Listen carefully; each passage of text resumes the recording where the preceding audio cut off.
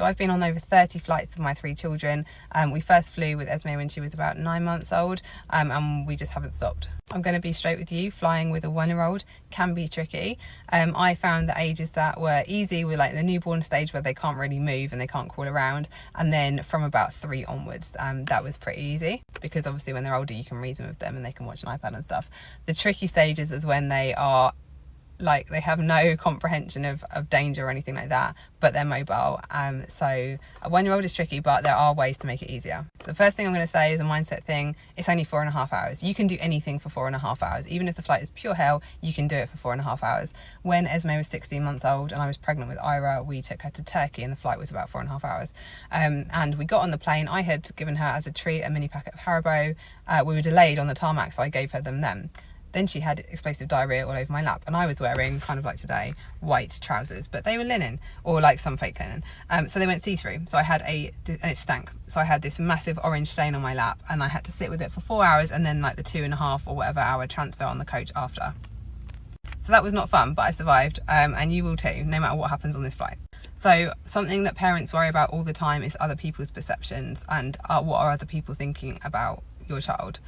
I am particularly passionate about this. Children are an integral part of society, and if you get on a plane, you are saying, I know fully that I could be sitting on a plane full of babies. The whole thing could be parents and babies. And adults need to take responsibility for their own emotions when they are distressed by the sound of crying babies.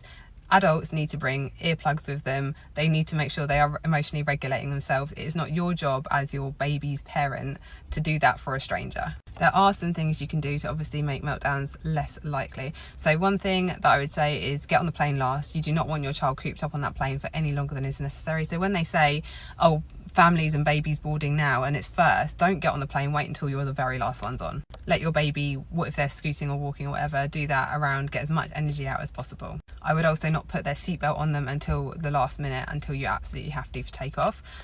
So just let them explore the space for a minute, and then obviously when you do need to put them in a seatbelt, yeah, they might have a little cry, that's okay.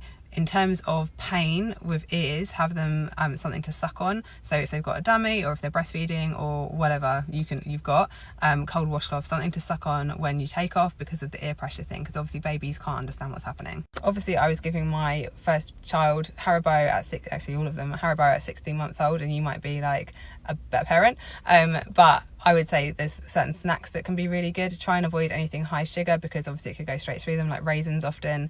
But Cheerios on a string can be quite a good one. Obviously watch what she's doing with them, or they're doing with them. But that can be quite entertaining for a little one to like chew them off. Or anything that involves them pinching, like break up a rice cake into really little pieces or something into really little pieces. Anything that involves taking time is a good thing, because you want to kill time.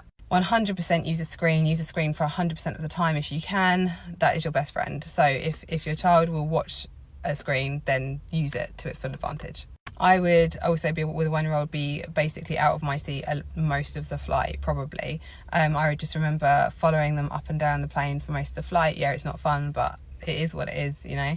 And don't worry about them doing that. Like, the air attendants are really used to this. They know that babies can't be cooped up the whole time.